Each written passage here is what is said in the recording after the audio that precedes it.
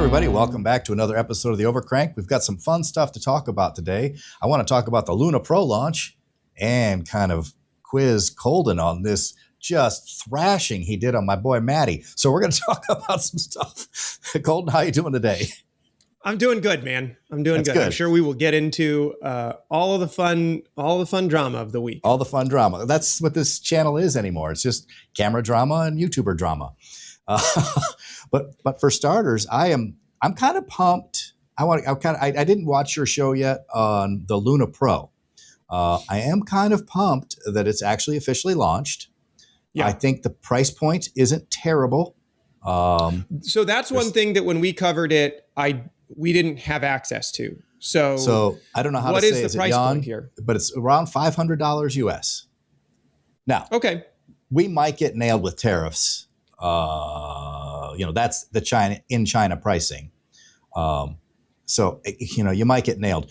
What I do like about this unit is, I love these kind of pop-up ads, that you're kind of, unlike the Pocket 4 and the Pocket 4P, on this one, you're kind of getting the Luna Pro's good camera and your detachable screen for a significant savings. And that's kind of a good deal. If you're not someone who's really needs that zoom, and I know some people put hate on it. I have had very good success with their 2x lossless. The fact that they're claiming you can do 4 times digital zoom means there's definitely 2x lossless, which is going to get you from a 20 millimeter to a 40 millimeter. You probably won't use the 4x. It's probably going to be that soft, like when you use the 12x on the Luna Ultra. But to have basically a 20 and a 40 millimeter lens, 10-bit D-Log, the f1.8. You just went DJI mode. You get 12-bit or 10-bit iLog, right? It's iLog, right? You're right, man. Dude, we've talked about all these cameras so much. I know it all just blends together. But it blends together. Yes, iLog. You get a Leica co-developed lens. Right. 8K 30, 37 megapixel pictures, like 4K 120 slow-mo. I'll tell you, the 360 immersive panoramic is a weird thing. I don't know if you've ever done that on the Pocket 3, if that's even available.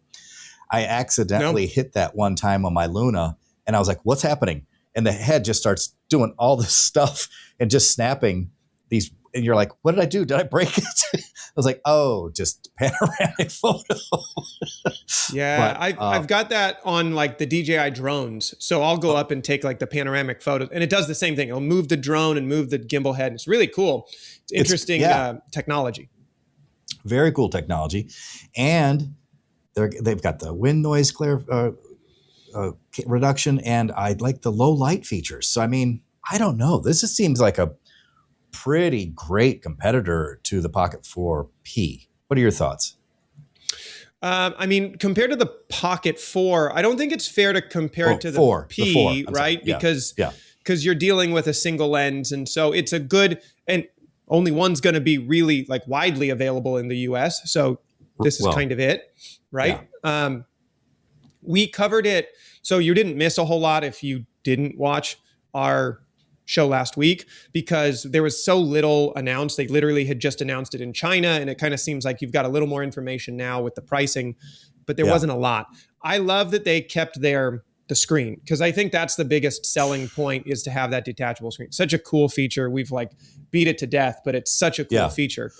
To me, here, like, I still think it's pricey, but again, like, it's my old, we'll get into this with the, the AI drama that I stepped in, but maybe it's my old mentality, is just like that pricing feels so expensive compared to, and I guess the Pocket 3 came out at similar prices, but right now, if you want a pocket camera, the Muse, the original Muse is like $329, $330. So you get 8K. The step ups are good, but when we broke down the X6, which is Insta360's new 360 camera, when we broke that one down, I said, for what it is, I can't imagine spending that much because it's a gimmicky camera. It's something I'm not going to use all the time, but I'll use some of the time. This one, we've talked about my use for the Pocket 3 has been kind of a behind the scenes camera. So having an upgrade to the Pocket 3, if it's $500, I guess that's kind of similar to where the Pocket 3 was when it came out. Yeah. It's still, that's a tough price point for me because I'm just like, well, you can get some other cameras that are pretty solid in that price range, but it's a good option. And you save maybe $200 off of what the Luna Ultra is. I guess a question for you is, because you've been so in love with the Luna Ultra, yes, you get this one lens in the Luna Pro, but is that worth the extra $200 for the Luna Ultra? And you get the flexibility of having a tele lens and a wide lens. Like, what do you think? Because you've used this way more than I have. Yeah, no, I'm all in on the tele lens. What I liked about this is the potential is actually, and now this is going to get nutty, but now I'm getting really immersed in this world, Colton. I'm going to the dark side. Like, you are Mr. Cinema, and I love working with you and talking with you because you're like, let me get that $5,000 Steadicam rig and let's go. But I could see this as a really good, if you're like a content creator or someone like you who wants it as a BTS cam, I could see this as a great B cam for your Luna. Now you've got matching color. You can use this. You can use one of them as maybe an overhead if you're doing those kind of like, when you're doing a package opening or whatever, product demonstrations. So now you've got a prime and a B. I think it's a great, like you said, if I'm using my Luna Ultra, at the ballet or whatever, set that up as a BTS because I know how good the deep tracking is on it. It is insanely good tracking. So I'm not going to get lost by the camera. I could really, there may be a B cam in my future with that one. I might sell one of my Pocket 3s to go to this. And in particular, because of something you also spent my money on, the Gerald Undone LUTs. I'm going to do a review on them. They are, to me, shockingly better than the factory Rec 709 conversion that Insta gives you. And I'm going to go deep into I'm going to show demos, but like that little bit of greenish that he complained about, gone. Skin tones, awesome. Like, it's like a one click. And I was like, my jaw dropped like, whoa, this is considerably better for $19. Is so much better that I'm probably going to spend $27 now for the DJI ones that he made too. Cause I feel like now they're going to match.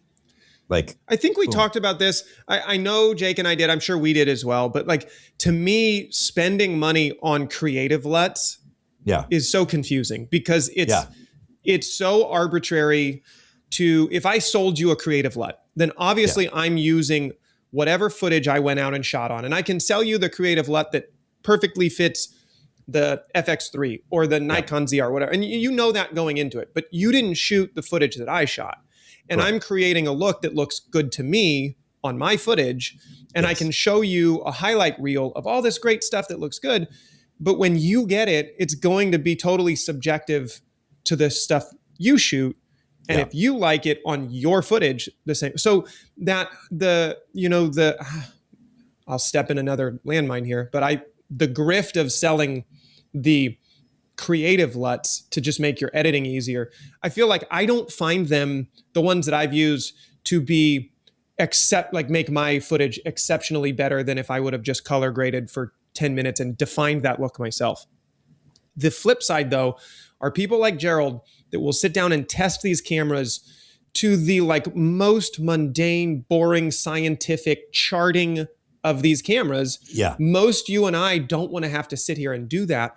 But if Gerald would puts that time in to test just down to what that sensor is really doing on a chromatic level, and then develop a LUT that will give you an even starting point to then go, Rec 709 conversion done if you just need to deliver it to a client. But now you have such a even, clean starting point to then go and be creative. I love those. And I know, some people want the easy button and just here, click it and done. And I don't have to think about the look. Yeah. I just, the way my brain works is the technical end is the limitation. The creative end is infinite. Yeah. So I want the technical LUT that's going to convert it to the cleanest possible color space so I can use my ARRI or my Nikon or my Sony or my Luna, and they all kind of look very close, and then I can go be creative. So I'm with you. I love those LUTs, and I will shill for Gerald as much as I can, because he puts in a lot of work that a lot of people aren't willing to go out and do with their own, or can't. You know, he does have a lot of great equipment to go and test that stuff that we don't maybe have access to. Or let's also not forget, he's put in like 15 years in the space of testing cameras. He's seen a lot more cameras than you or I have. And so I appreciate that. This video is brought to you by this guy.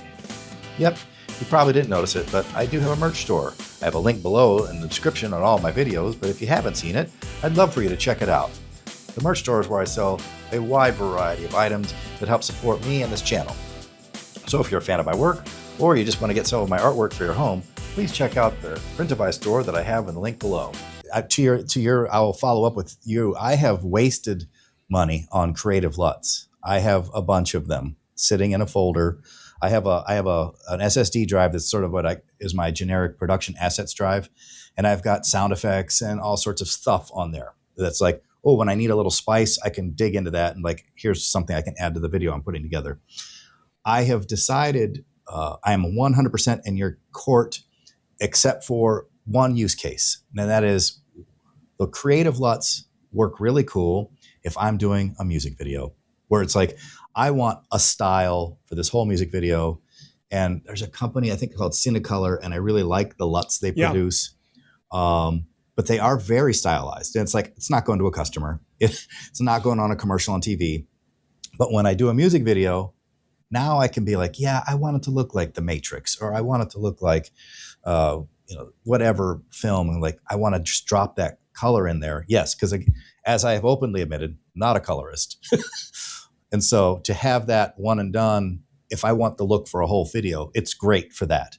But that's, for me, kind of about it. I don't have another. I mean, I will say, this is getting a little into our other conversation, but we're not getting there yet. I think I texted you. You have inspired me. I really want to find a reason to make some 3 and 4 minute short films again. Like, I want to play in that space and have time to be creative with that. And there might be another application for that. Yeah. For those LUTs. I do really want to. In fact, I started even playing around with, and you can tell me how much you hate me for this. Because I was playing around I hate no one for anything. I will say that. In living this, we'll get into it, but I can genuinely say, I do not hate. I don't think that's a useful. How much have we talked about? And I probably overstepped my line, but how much have we talked about? One of the reasons why we're here and enjoy doing what we're doing is the community and the film community. So as much as I think it's fair to point criticism where criticism may be due, I don't think it's right to be hateful. And I mean, I see that in my comment section. So it's like, you can disagree or you can be critical without being hateful. And so that's just, we'll see how critical I don't hate you. I definitely don't hate you. Let's see how critical you get on this. I was just kind of playing around with, I thought it would be fun to take some of Shakespeare's works, condense it down to a 10-minute screenplay. And I used AI for that because I thought that was a pretty good, as we talked about, spell checker type of thing. Like, it will figure that out and go like, here you go. And it was kind of a cool exercise where I was like, now I have something I could actually play with, because I just want to make the film. I'm not a writer. I will admit I'm not a writer. I'm a cinematographer director guy. Yeah. So I wanted some material to work with. Now it's still, when I got done with it, I was like, I'm still going to need like 20 people to do this. So that's not going to happen. So I shouldn't have probably started with Much Ado About Nothing, because there are so many characters in that one. Yeah. Yeah. And I was like, you know what? This is bad choice. Man, this is wild. I want to jump in here, and it kind of is going to tie into our next topic and conversation. So we might reel it back, but it's just wild how our brains work. And I so appreciate that we have this friendship and ability to just come hang out and talk. I literally was just quoting, like in a comment, a response to this video that I put up on my YouTube channel about creators using AI.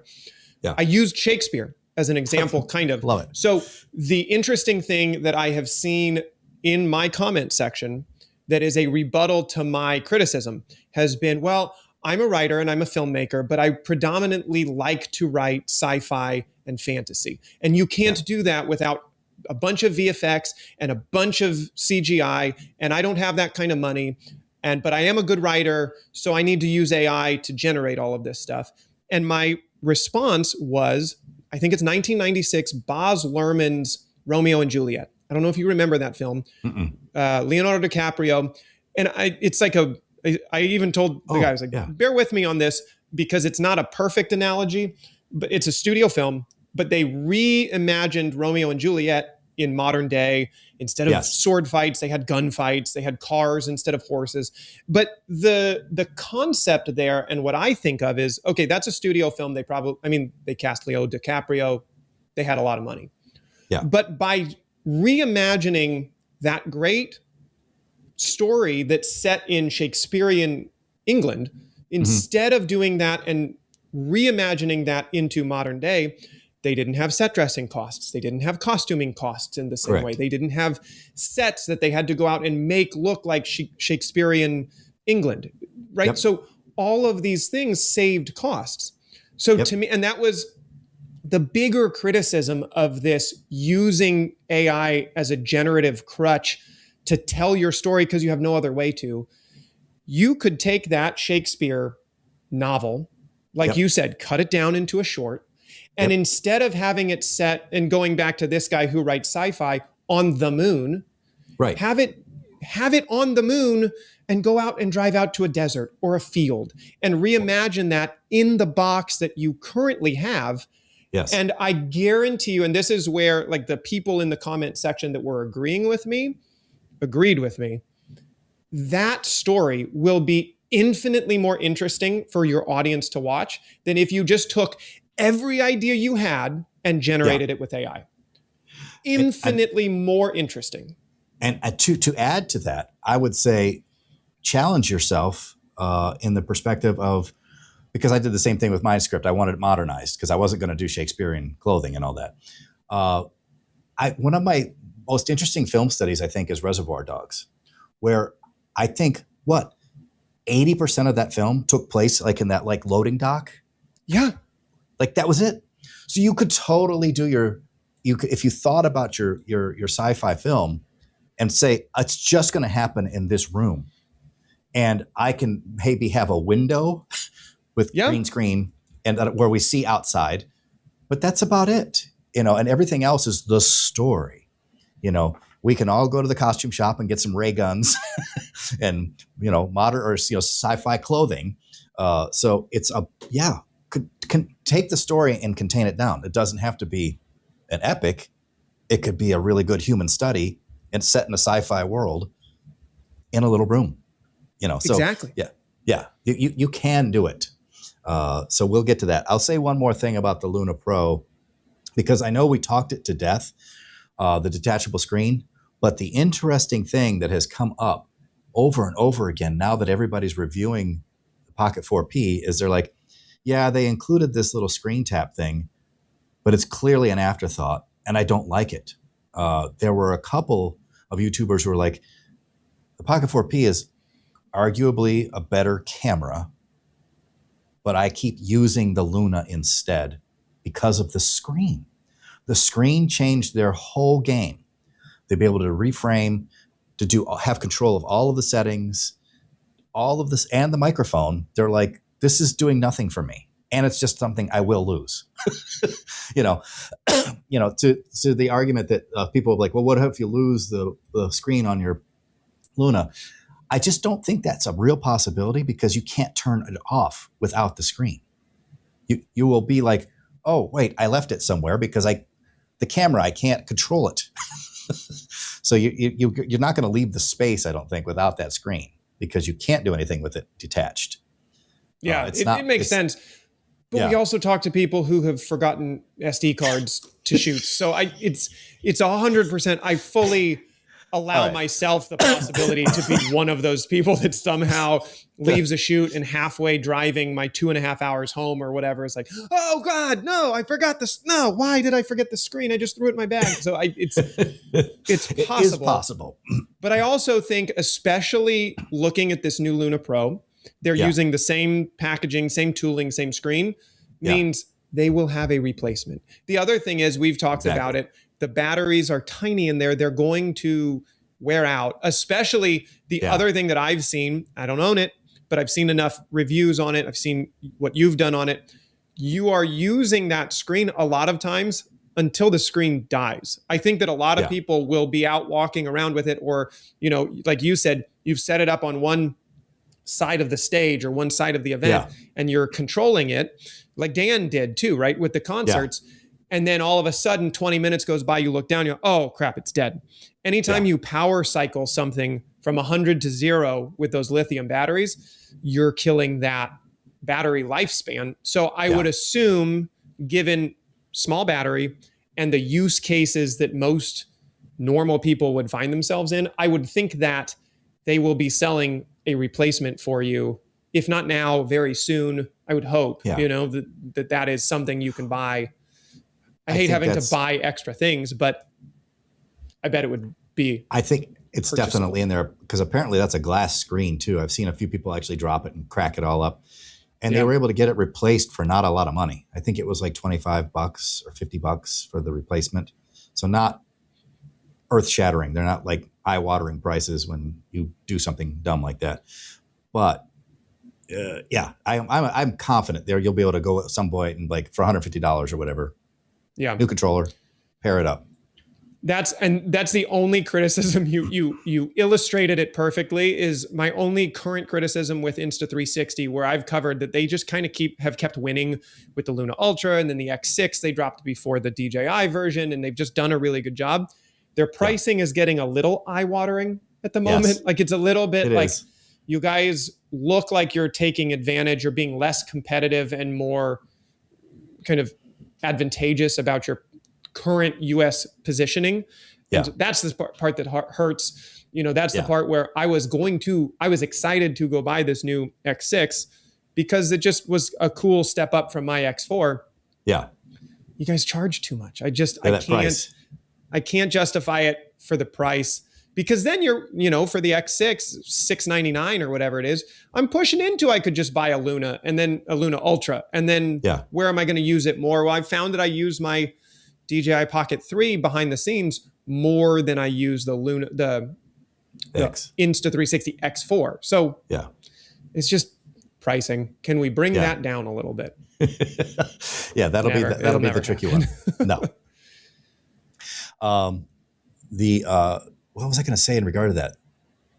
The other thing, back to the Luna Pro that I saw in this article that I found interesting, they're starting to incorporate that AI automatic editing even in those devices, which really makes me nervous.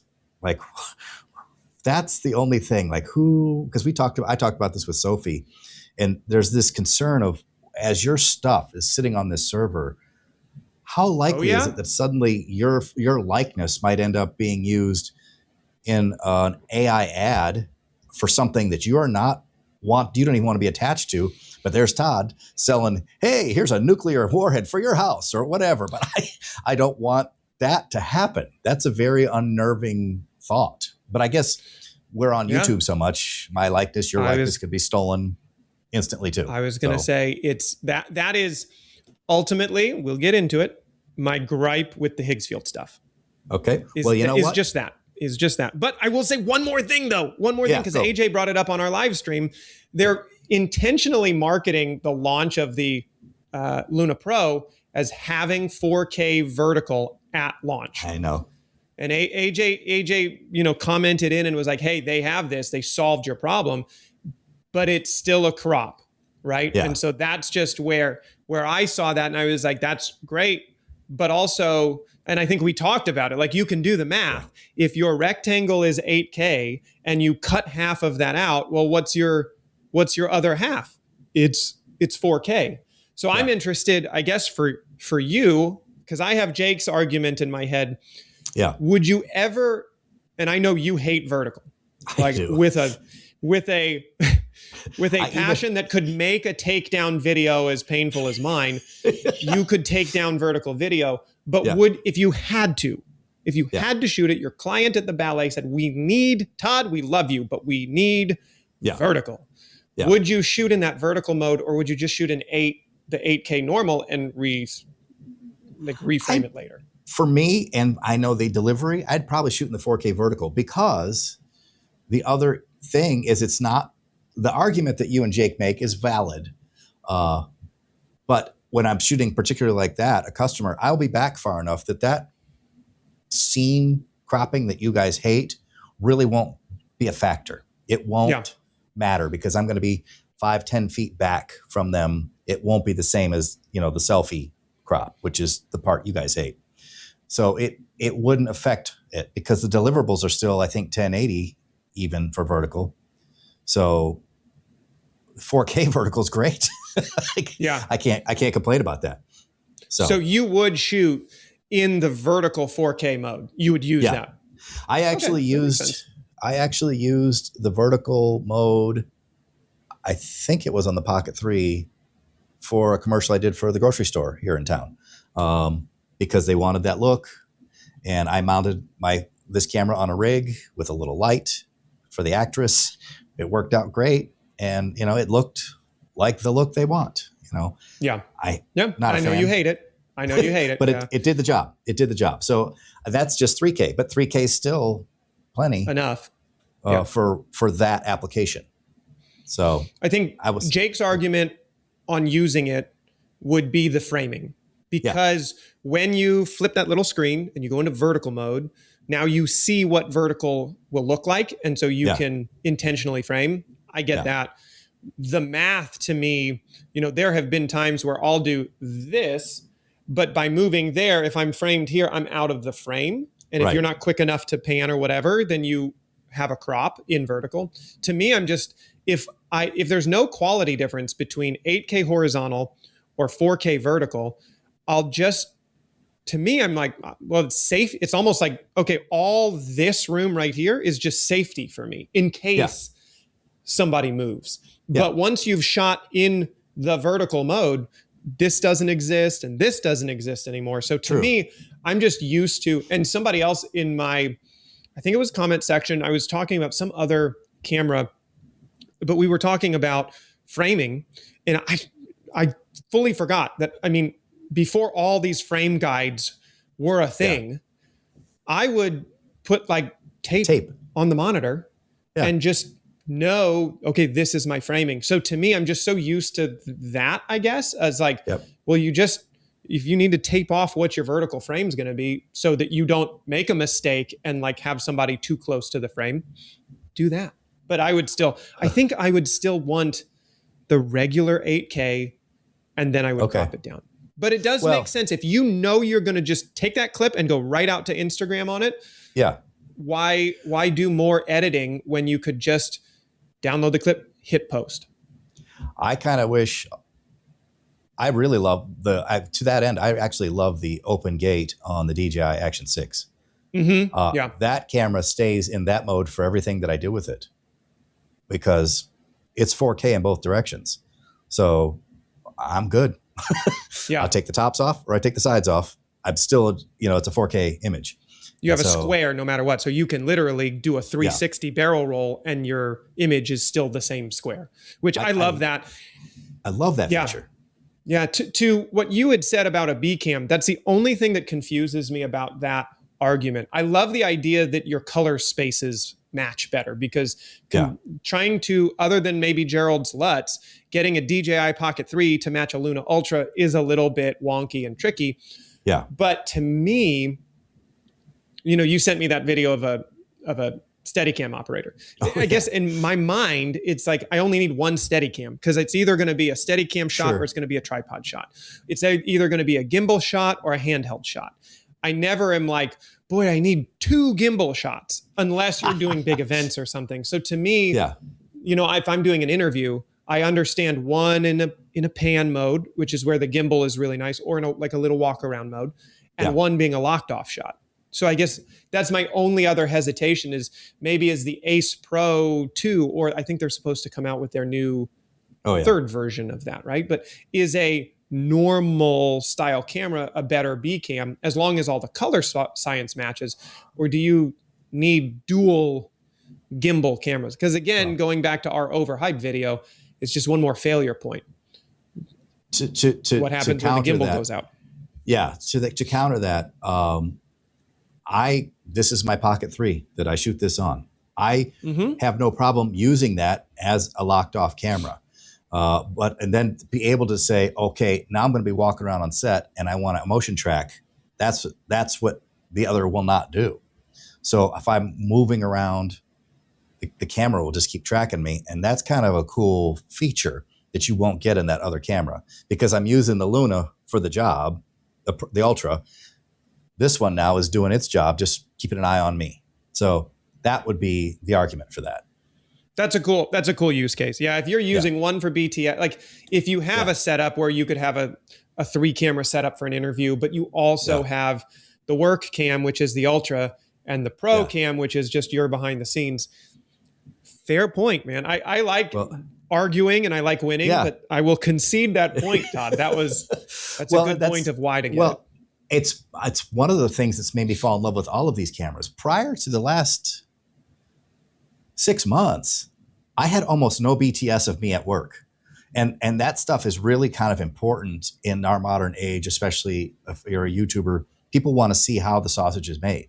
And I was not getting that at all. You know, I would beg when Brent would be like, bring your Ray-Bans, please, and get some shots of me doing stuff while we're working, because I had nothing to work with.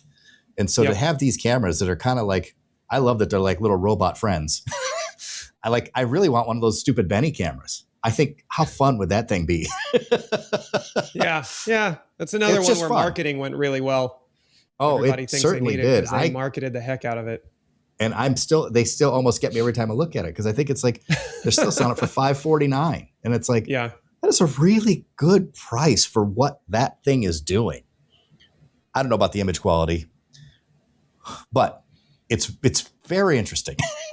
And I don't need an FCC license for like a drone to drive it around. Yeah, exactly. To drive it around. So you never know. It might need its own driver's license at some point. There you go. Okay, we're going to get into the saucy part. And this is not to be, I think you were right. Everything you said was right.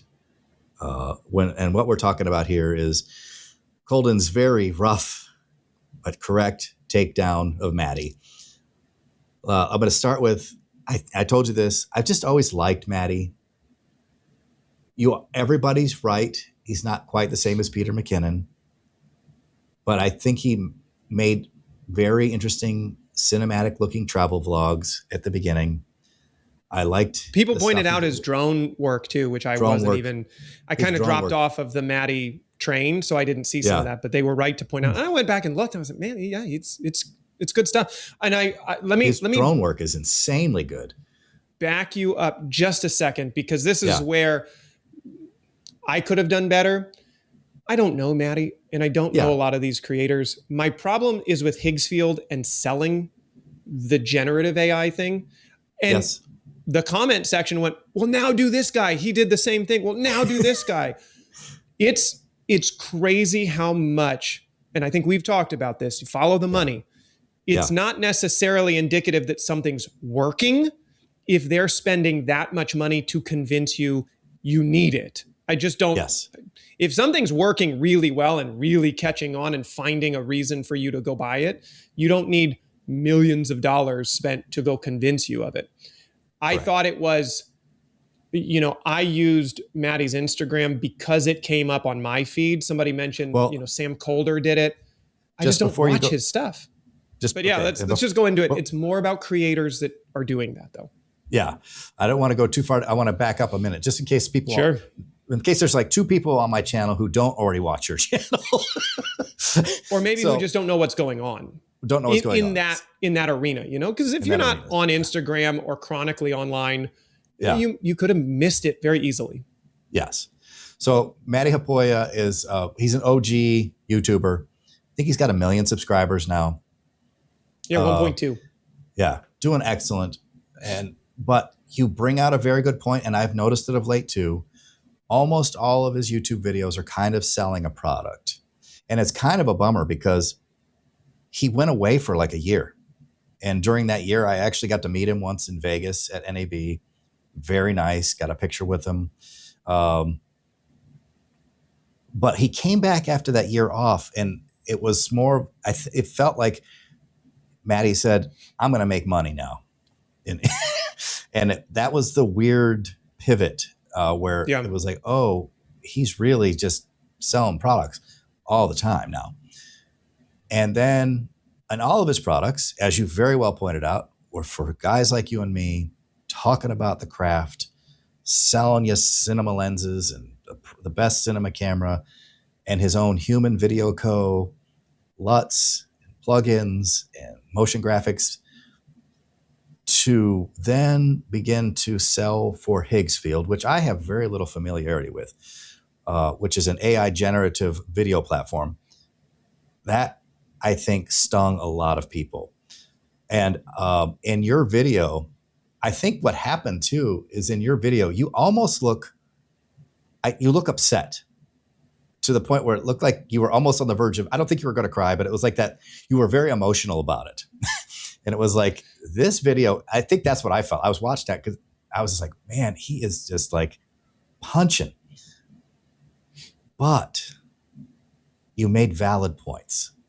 It's also just all opinion though too. It's also opinion. In the world of ChatGPT and Claude, I've never heard of this until this recently. You've posted some stuff about Higgs Field on creating those fake miniature sets, which weren't miniature sets. They were just all AI. Where'd they come from? What's the story here? So let's back up just a minute. I know we're like on a time crunch here, but I sit in the middle of a lot of these as much as I could, watch this video. And I think it's fair and unfair for people watching. They're only going to see maybe a 5-minute clip of this. So they're going to tune in, they're going to tune out. They're not going to go watch all of our other conversations or my other conversations. So it's fair. I get it. Right. I don't really have a problem with him monetizing a channel. I don't have a problem with him selling gear that he's been sent or affiliate links or I get that. We all want to make a living and put food on our table for our family. So I don't want to, I'm not the one that's going to sit and comment on everybody's video. You're just a shill for Sony. You're just a shill for this person. Okay, fine. But I also understand when you have a cool camera in front of you and you want to talk about it. Yeah. If it has helped make your life better and you think it may help your audience's life as well, talking about it, I don't think is like the devil's talk. I don't think it's a bad thing to talk about that. I don't think it's a bad thing to participate in the marketing and the market share, like the capitalizing on that. If they're going to sell 150 more cameras because Matti talked about it, Matti should get a cut of that. So I struggle with just calling out people that sell stuff because I like talking about cameras and I like watching Matti's reviews of cameras. So I don't mind that. So where my opinion starts to break is where you have an audience of filmmakers, like you said, like people that are you and I and are looking at making things better. And maybe I did want that review of the FX5 from Matti's opinion. I value his opinion, or another creator, insert whatever name you want. When you switch that from that to, well, now you don't need any of these cameras, you can just generate it all in AI. And again, this is my oversimplification of it. There's a complete disconnect from the art of making a film to generative AI. And that's where I was the most upset. And I said something in my video that was clearly kind of taking this idea, particularly what Matti said in his video, to its ultimate end, which is what Matti said is, you guys like you and I, we don't have $100,000 to make these VFX videos. Now we can generate our world that we see in our head. We can just, type it into Higgs Field and we can generate a sci-fi car, or we can generate a flying dragon, or we can use what we see in our head and we can use Higgs Field for that. Fine. But again, you're using it as an easy button to how we started the show, which is think inside the box of what you can control and tell your story that's interesting and unique. Instead, you're selling everything all at once, which I would argue makes a story less interesting if everything is in your head is generated out into a prompt and on the screen. What made Jaws in the 70s? It was, you saw fin and you heard ba-bum, ba. You didn't see the shark. Right. The monster movie never shows the monster because it's the art of what you don't see that creates the story and uniquely your own perspective. So I get that. But if you're looking for the easy way out, then what I said and what I took to the hyperbolic end is, well, just have ChatGPT generate a script for you. Just have ChatGPT take that script, and then Claude can generate a shot list for you, and then take Claude's output and generate that into Higgs Field. And now you have a movie. You're a filmmaker, but you haven't done any of the work to call yourself a filmmaker. Right. You've just circumvented the craft, the 10,000 hours of getting better at something. And not everybody's going to use it for that. And there are so many nuances that I got into with as many people would be decent in the comment section. If you disagree with me, I totally get that. If you want to just call people names, that's where, we opened the show. I don't think it's, one, you're not going to change my mind by just yelling horrible things in the comment section. That doesn't help. But you can change my mind. There have been plenty of people in my comment section that said, well, I use it for this and this, and it's helped me make my business better. Awesome. Like I fully will champion that. The last point I will say that I didn't condense into this 12-minute video is, and we've talked about it here, how on earth can we umbrella everything under AI that currently exists as AI? And then people were commenting like, well, there are plenty of good use cases. Yeah. My dishwasher has AI in it. It's the AI Smart Sense. Yeah. How is that the same as generating a feature film out of other people's work, or typing into Higgs Field a shot? It's not the same. ChatGPT that can do some research or maybe condense a Shakespeare script down for you. Doesn't, again, it's all my opinion, but it doesn't feel the same as kind of jumping the ship to just generate it without having to think about the limitations anymore. I like the limitations. Well, it forces creativity. The problem solving is where interesting things come out of it. It's to that end, one of the short films that we did in a 48-hour film challenge. You'll love this.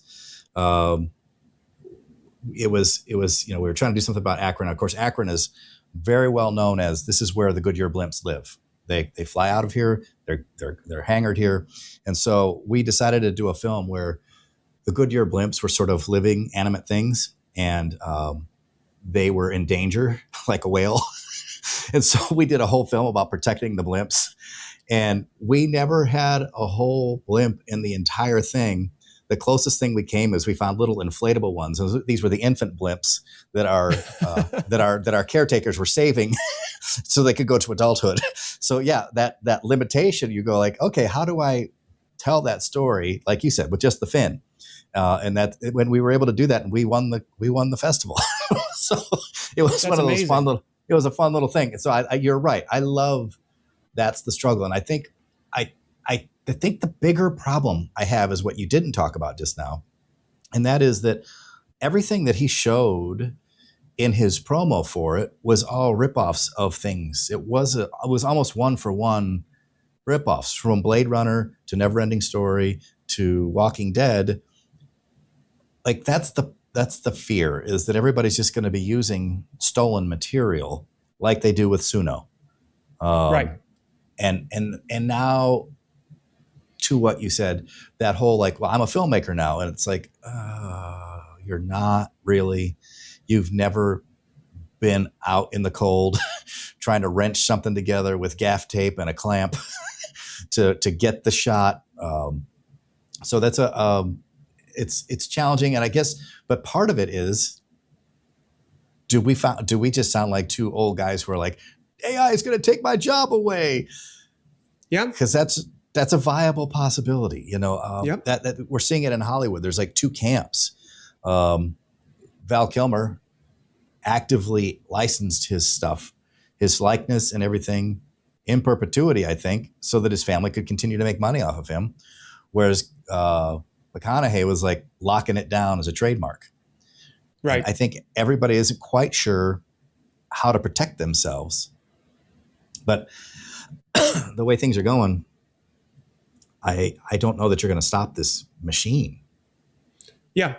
Well, and I agree. And that was a great, rebuttal to my video. And it's hard to condense things down into short YouTube videos. Like there will always be more nuance than we can condense down into something that's clickable and watchable. And if we put out a 4-hour masterclass on our opinions on AI, no one would watch it anyway. So it's like, we got to try and find the conversations that we can have.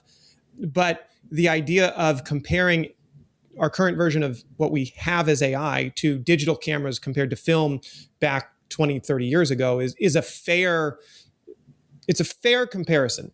Yeah. My pushback on that has always been the digital camera industry didn't have as many negative impacts worldwide as AI has. Nobody, and maybe you can point out small examples of where I'm wrong, but nobody was duping celebrity images to look alike with digital cameras and then selling fake medical devices. Like there's lots of scams going on that are using Higgs Field and video generators to do that. Yeah. We're all talking about how much everything costs more now because we can't buy an SSD because we need them for the data centers so that creators can fly around on the never-ending dragon. Like those are real world issues. Jeff Bezos was quoted a couple of weeks ago saying we need to preserve water for data centers and maybe start rationing them from humans. Like there's a lot going on with this particular set of technology that is incomparable to just two old guys yelling about how this is how it was in our day. And again, a digital camera was not in your washing machine or your dishwasher. Nobody said, oh, well, my new refrigerator I just got has digital camera technology in it. The umbrella of AI is so hard to have a concise conversation with because I'm fully aware and happy to talk about utilizing certain algorithmic tools like ChatGPT as a research tool or a scheduler. There's lots of stories on Hollywood production companies right now using AI smart scheduling tools to schedule talent in and out of sets better. Yeah. Great. That's not the same as generative AI that can largely be looked at as stealing without safeguards on it. And Higgs Field is one that has very few safeguards on it. So if I just took, screenshots of your YouTube videos, I could go into Higgs Field and make you say lots of things and post it up on a not Todd video at YouTube channel. Yeah. Those are concerns. We haven't found that, we haven't found that sweet spot yet of how is this protected? How is this safe? And that's such a larger nuanced question. But when I see people that live in the filmmaking space, and that's the last point I'll have that I tried to put in the video was, if you build an audience, if your whole thing is generating AI video, I'm not going to hate on you.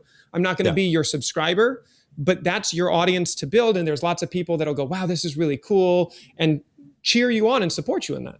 Yeah. But if you're in a community of people that don't necessarily either have their own concerns or don't necessarily like that type of thing, it's kind of clickbaity. It's kind of bait and switch where it's like, dude, we didn't want this, and you didn't build your channel. Like go make a second channel of Creator X does AI and then just post that up, build that channel up of people that love it. And when you take a Higgs Field sponsorship, everybody's going to love it. Yeah. Because they're your audience. That's who you're talking to. That's the one thing that frustrated me, or one of the things. The thing too that we talked about, I think we've talked about it before. I find it interesting. I have a couple buddies that work at very high-end post-production work. And more their clients are asking for AI generated content. And they spend more money in credits trying to get them right than it would cost to actually shoot some of this stuff. And you're just like, what is how frustrating. And they said the most frustrating thing about it at their level is that there's never seems to be an end to the re-edits. Whereas you could just be like, this is all we shot. These are the shots. And they're like, okay, well, we'll work with that. They keep going, it's that review by committee thing where someone in another office will like, well, what if it did this? And it's right back to square one again. and totally regenerating and exactly. And I think that's the largest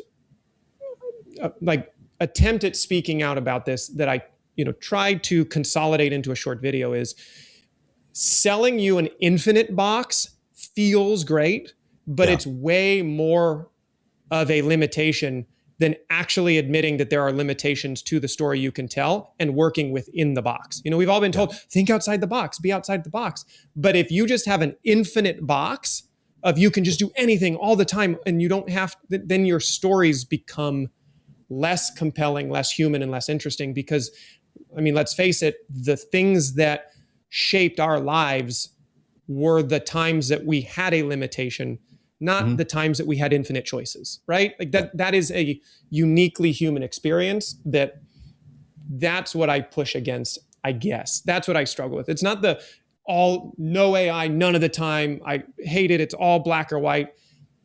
But when you remove that humanity from it, it starts to feel weird to me. Well, this has been the Philosophical Corner. Todd and Colden. But see, that's the hard part is how do you get to that in a 10-minute video? Well, you can't. Yeah.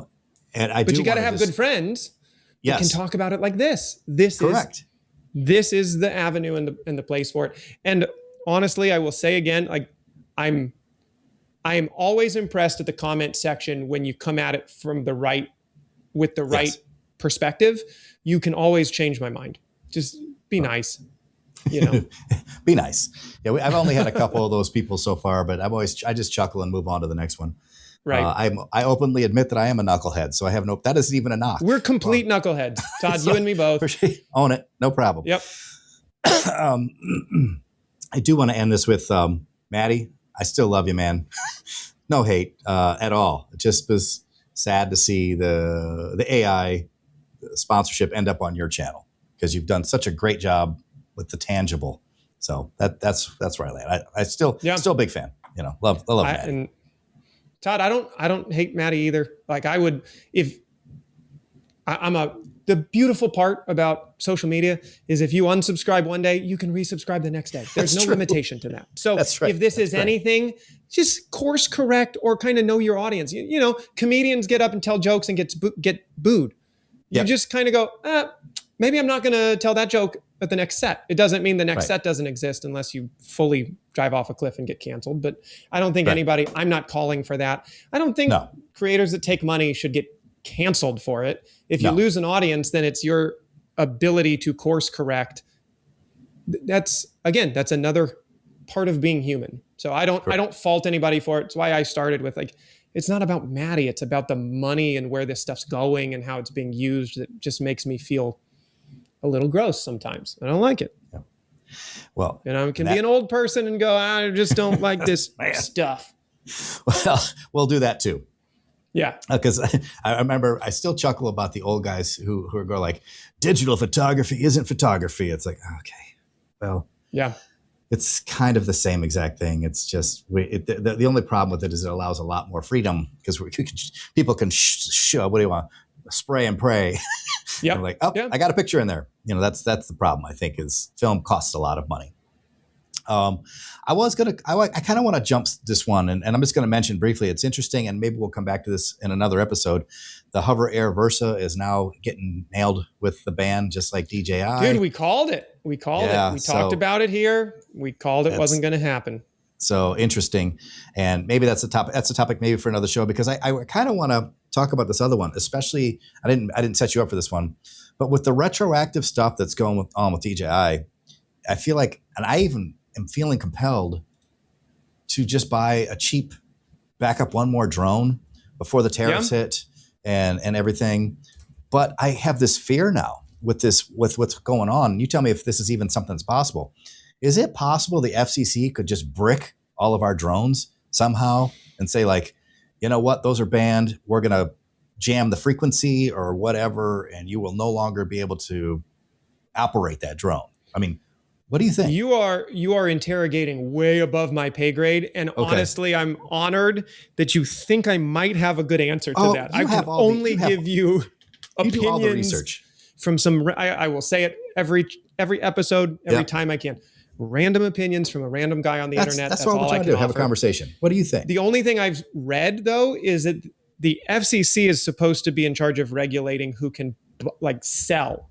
So if they say you can't buy this in the United States anymore, it doesn't mean you can't use it.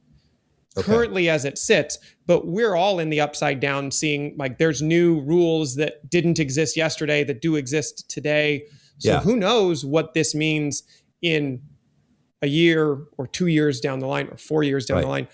I have no idea. It's all so fluid that I don't know. If they retroactively ban drones, that just means you can't buy them. But what happens if DJI just says, okay, fine, we're not going to produce this app anymore?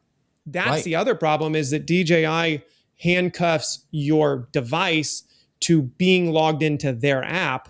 So it could be on that side too. They get kicked out and they go, all right, you know what? We're out completely. And that does end up bricking your device. Yeah. I don't know. It's a weird space.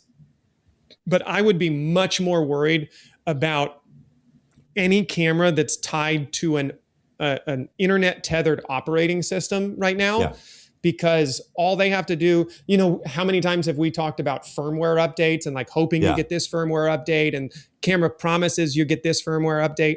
But if you are operating a camera that doesn't turn on unless you register with the app, that means doesn't matter how great that camera is in 10 years. If that app is no longer supported by Apple or supported by the Google Android store, you have a really pretty brick with a nice lens on it. You know, that's the fear of that's why you go back and shoot film, Todd, because there's no app for film.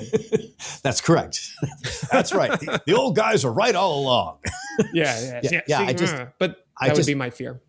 I just found it interesting. I would love for you people in the comments to chime in on that topic. Like, what are you thinking? Are you trying to buy other brands, or are you? Because I know AJ said he bought the anti-gravity one, which potentially is more, what do you want to say, future-proof right now than anything DJI. The weirdest thing is to say something's future-proof, but the future is only 3 or 4 days. That's what I'm saying. We'll see. We'll reconvene in 3 or 4 days, and we'll see what the next 3 or 4 days of future looks like. Good point. Who knows? Good point. Well, we're going to cut this one short a little bit today, you know, because guess what? Cole and I actually have work to do, so we need to get back. Todd, I appreciate that 57 minutes in, we're cutting this one short.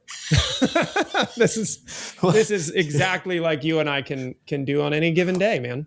Well, I know. That's why I always enjoy having these conversations with you. So thank you again for joining me, Colden. Yeah.